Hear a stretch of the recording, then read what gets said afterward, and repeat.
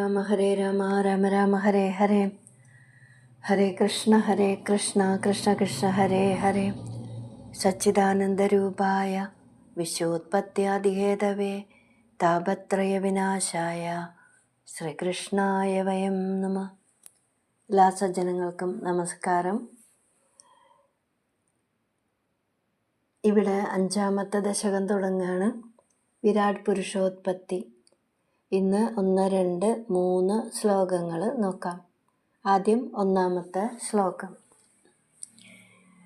വ്യക്താവ്യക്തമിദം ന കിഞ്ചിദഭവത് പ്രാക് പ്രാകൃത പ്രക്ഷയേ മായായാം ഗുണസാമ്യരുദ്ധ വികൃതോ ത്വയ്യാഗതായാം ലയം നോ മൃത്യുശ്ച തഥാമൃതം ച സമഭൂത് നാന്യോ നരാത്രേ സ്ഥിതിഃ തത്രൈകസ്ത്വമശിഷ്യഥാ കില പരാനന്ദപ്രകാശാത്മനാ.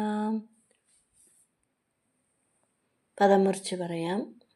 വ്യക്ത അവ്യക്തം ഇതം, വ്യക്താവ്യക്തമിതം ന കിഞ്ചിത് അഭവത്, കിഞ്ചിദഭവത് പ്രാക് പ്രാകൃത പ്രക്ഷയേ മായായാം ഗുണസാമ്യരുദ്ധ വികൃതൗ ത്വയി ആഗതായാം ലയം നോ മൃത്യുഃ ച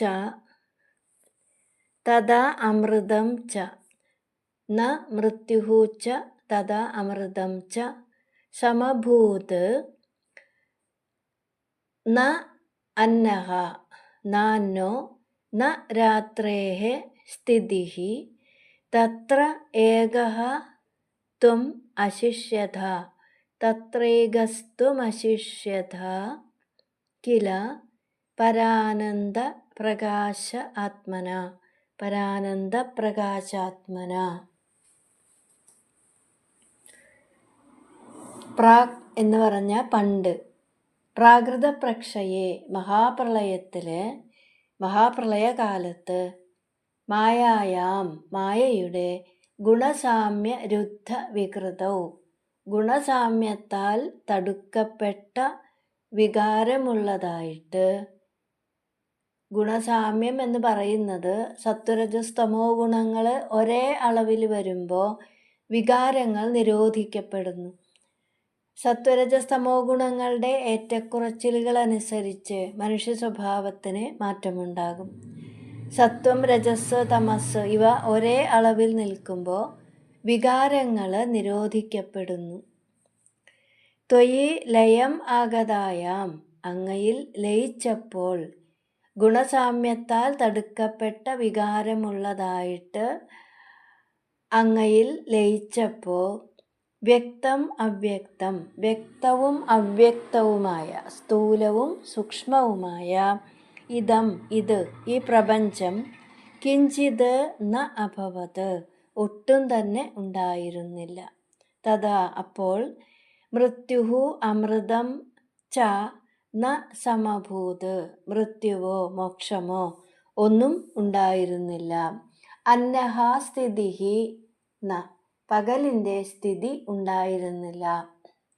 രാത്രേഃ സ്ഥിതിഃ ന, രാത്രിയുടെ സ്ഥിതിയും ഉണ്ടായിരുന്നില്ല. പകലോ രാത്രിയോ ഒന്നും തന്നെ ഉണ്ടായിരുന്നില്ല എന്നർത്ഥം. തത്ര അവിടെ, ത്വം അവിടുന്ന്, പരാനന്ദ പ്രകാശാത്മന പരമാനന്ദ സ്വരൂപനായും, ഏകഃ ഏകനായും, അശിഷ്യഥ കില അവശേഷിച്ചുവല്ലോ. അപ്പോൾ പണ്ട് പ്രാകൃത പ്രളയത്തിലെ, ബ്രഹ്മപ്രളയത്തിലെ സ്ഥൂലവും സൂക്ഷ്മവുമായ ഈ പ്രപഞ്ചം ഒട്ടും തന്നെ ഉണ്ടായിരുന്നില്ല. എന്തെല്ലാം വസ്തുക്കൾ ഈ പ്രപഞ്ചത്തിലുണ്ടോ അതൊന്നും അപ്പോൾ ഉണ്ടായിരുന്നില്ല. മായയുടെ 3 ഗുണങ്ങളും സാമ്യാവസ്ഥയെ പ്രാപിച്ചു. അങ്ങനെ വരുമ്പോൾ വികാരങ്ങൾ നിരോധിക്കപ്പെടുന്നു. അതുകൊണ്ട് തന്നെ ഒരു തരത്തിലുള്ള സൃഷ്ടിയും ഉണ്ടാകുന്നില്ല. സുഷുപ്തിയിൽ ഗുണസാമ്യം കൊണ്ട് ഈ 3 ഗുണങ്ങളും തുല്യമാകും. അതുകൊണ്ട് തന്നെ പ്രാകൃത പ്രളയത്തിൽ സൃഷ്ടിക്കപ്പെട്ട സകലതും ഭഗവാനിൽ ലയിച്ചതുകൊണ്ട് ജനനമില്ല, മരണമില്ല, മോക്ഷവും ഇല്ല. അപ്പോൾ പ്രപഞ്ചമുണ്ടാകുന്നതിന് മുൻപുള്ള പ്രളയത്തിൽ സത്വം, രജസ്, തമസ് എന്നിങ്ങനെ 3 ഗുണങ്ങളോടുകൂടിയ മായ അങ്ങയിൽ ലയിച്ചിരിക്കുകയായിരുന്നു. അതുകൊണ്ട് ഈ പ്രപഞ്ചം തന്നെ ഉണ്ടായിരുന്നില്ല. ജനനമോ മരണമോ മോക്ഷമോ ഒന്നും തന്നെ ഉണ്ടായിരുന്നില്ല. അപ്പോൾ പിന്നെ എന്താണ് ഉണ്ടായിരുന്നത്? ഏകനായ പരമാനന്ദ പ്രകാശ സ്വരൂപനായ ഭഗവാൻ മാത്രമാണ് അപ്പോൾ ഉണ്ടായിരുന്നത് എന്ന് പറയാണ്. ഇനി 2ാമത്തെ ശ്ലോകം.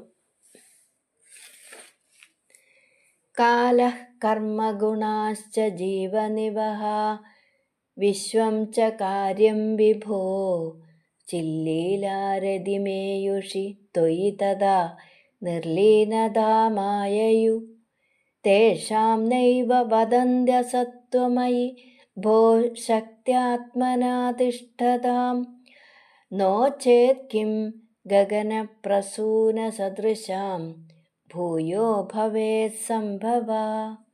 പദമുറിച്ച് പറയാം. കാലഃ കർമ്മ ഗുണാഃ ച ഗുണാശ്ച ജീവനിവഹ വിശ്വം ച കാര്യം വിഭോ ചില്ലീലാരതിമേയുഷി ത്വയി തഥാ നിർലീനതാമായയു തേഷാം നൈവ വദന്ത്യസത്വമയി ഭോ ശക്ത്യാത്മനാ തിഷ്ഠതാം നോ ചേത് കിം ഗഗനപ്രസൂനസദൃശാം ഭൂയഃ ഭവേത് സംഭവഃ. ഹേ വിഭോ, സർവവ്യാപിയായ ഭഗവാനെ ഗുരുവായൂരപ്പ, തഥാ അപ്പോൾ, കാലം കർമ്മ ഗുണാഃ ച കാലവും കർമ്മവും ഗുണങ്ങളെന്ന് പറയുമ്പോൾ സത്വരജസ്തമോ ഗുണങ്ങൾ, കർമ്മം എന്ന് പറയുമ്പോൾ സുകൃതവും ദുഷ്കൃതവുമായ എല്ലാ കർമ്മങ്ങളും, ജീവനിവഹാഹ നാനാവിധത്തിലുള്ള ജീവികൾ, കാര്യം വിശ്വം ച മായാകാര്യമായ പ്രപഞ്ചവും, ചില്ലീലാരതിം ചില്ലീലയിൽ താൽപര്യത്തെ ഏയുഷി പ്രാപിച്ചു. ചില്ലീല എന്ന് പറഞ്ഞാൽ ചിത്ത് ഭാവത്തിൽ ലീനമായിരിക്കുന്ന അവസ്ഥ. ചിത്ത് എന്ന് പറഞ്ഞാൽ ചൈതന്യഭാവത്തിൽ ലയിച്ചിരിക്കുന്ന എന്ന് പറയുമ്പോൾ യോഗനിദ്രയെ പ്രാപിച്ചിരിക്കുന്ന ത്വയി അങ്ങയിൽ നിർലീനതാം ആയയു നിർലീനതയെ പ്രാപിച്ചു എന്ന് പറയുമ്പോൾ ഈ കാലം കർമ്മം ഗുണങ്ങൾ ഇതെല്ലാം അങ്ങയിൽ ലയിച്ചു. ഐ ഭോ, ഹേ ഗുരുവായൂരപ്പ, ത്വയി ശക്ത്യാത്മനാ തിഷ്ഠതാം അങ്ങയിൽ ശക്തിഭാവത്തിൽ സ്ഥിതി ചെയ്തിരുന്ന അവയ്ക്ക്, തേഷാം എന്ന് പറഞ്ഞാൽ അവയ്ക്ക് എന്ന് പറയുമ്പോൾ കാലം കർമ്മം സ്വഭാവം എന്നിവയ്ക്ക് അസത്വം ന ഏവ വദന്തി അസത്വം പറയുന്നില്ല. ഏവ അഞ്ച തന്നെ, അസത്വം പറയുന്നില്ല തന്നെ എന്ന് പറഞ്ഞാൽ അസത്വം എന്ന് പറഞ്ഞാൽ തീരെ ഇല്ലായ്മ, അവയൊന്നും തീരെ ഇല്ല എന്ന് പറയുന്നില്ല. നോ ചെയ്ത് അതല്ലെങ്കിൽ അതെല്ലാം തീരെ ഇല്ലാതാവുകയാണെങ്കിൽ ഗഗനപ്രസൂന സദൃശാം ആകാശകുസുമങ്ങൾക്ക് തുല്യങ്ങളായ അവയ്ക്ക് ഭൂയഃ വീണ്ടും സംഭവഃ ഉത്പത്തി കിം ഭവേത് സംഭവിക്കുമോ? തീരെ ഇല്ലായ്മ എന്ന അവസ്ഥ വന്നാൽ വീണ്ടും ഉൽപ്പത്തി സംഭവിക്കുകയില്ലല്ലോ എന്ന് പറയാണ്. അപ്പോൾ ഭഗവാനെ ആ പ്രളയകാലത്തിൽ ഈ മായാപ്രപഞ്ചം ഉണ്ടായിരുന്നില്ല. സുകൃതമോ ദുഷ്കൃതമോ ആയ യാതൊരു കർമ്മങ്ങളും ഉണ്ടായിരുന്നില്ല. സത്വം രജസ് തമസ് എന്നീ ഗുണങ്ങളും ഉണ്ടായിരുന്നില്ല. ഇവയെല്ലാം തന്നെ യോഗനിദ്രയെ പ്രാപിച്ചിരിക്കുന്ന അങ്ങയിൽ ലയിച്ചിരിക്കുകയായിരുന്നു എന്ന് പറയുമ്പോൾ ഇതൊന്നും തീരെ ഇല്ലാതായി എന്ന് പറയുന്നില്ല. എല്ലാം ഭഗവാനിൽ ലയിക്കുകയാണ് ചെയ്യുന്നത്. ഇവിടെ ഒന്നും ഇല്ലാതാകുന്നില്ല. ഇവിടെ എന്തൊക്കെ ഉണ്ടായിരുന്നുവോ അതെല്ലാം ഇവിടെ തന്നെ ഉണ്ട്. തീരെ ഇല്ലാതായാൽ അത് ആകാശകുസുമങ്ങൾക്ക് തുല്യമാകും എന്ന് പറയുമ്പോൾ ആകാശകുസുമങ്ങൾ ഇല്ലാത്തതാണ്. മുയലിൻ്റെ കൊമ്പ് എന്ന് പറയുന്നത് പോലെ ആകും. കാരണം അത് ഇല്ലാത്തതാണ്. ഇവിടെ കാലം, കർമ്മം എന്നിവയെല്ലാം ഇതുപോലെ തീരെ ഇല്ലാതാവുകയാണെങ്കിൽ പിന്നെ എങ്ങനെയാണ് സൃഷ്ടി ഉണ്ടാകുന്നത്? എങ്ങനെയാണ് ഉത്പത്തി വീണ്ടും ഉണ്ടാകുന്നത്? അപ്പോൾ പ്രളയത്തിൽ ഇതൊന്നും തന്നെ ഇല്ലാതാവുന്നില്ല. എല്ലാം കാലസ്വരൂപനായ ഈശ്വരനിൽ ലയിക്കുകയാണ് ചെയ്യുന്നത്. വിരാട് സലിലെ ലിയതേ. ഭാഗവതം. ഇനി മൂന്നാമത്തെ ശ്ലോകം. ഏവം ച ദ്വിപരാർദ്ധകാലവിഗതൗ വീക്ഷാം ശുശ്രൂഷാത്മികാം ബിഭ്രാണേ ത്വയി ചുക്ഷുഭേ ത്രിഭുവനീ ഭാവായ മായാ സ്വയം.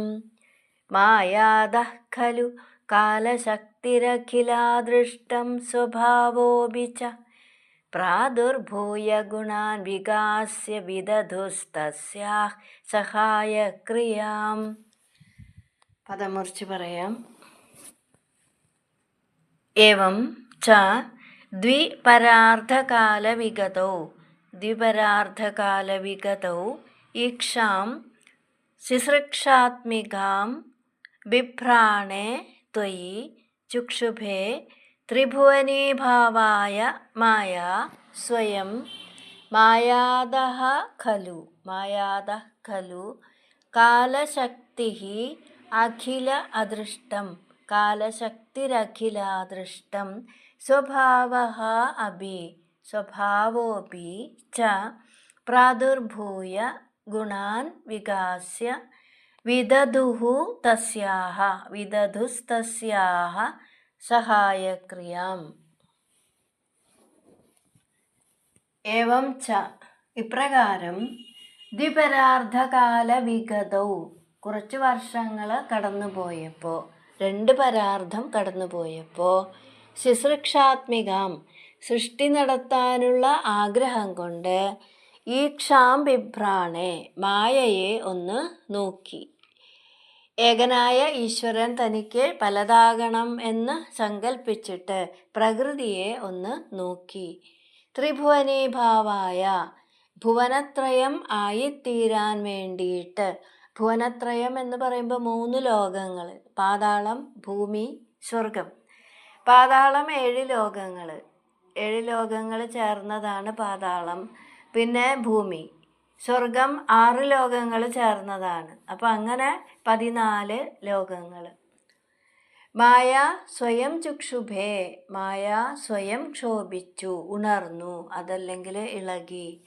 മായാദഃ ഖലു ആ മായയിൽ നിന്ന് തന്നെ കാലശക്തി അഖില അദൃഷ്ടങ്ങളും എല്ലാ പൂർവജന്മ പുണ്യപാപങ്ങളും, അല്ലെ, എല്ലാ പൂർവജന്മത്തിലുണ്ടായ എല്ലാ പുണ്യപാപങ്ങളും അഖില അദൃഷ്ടം.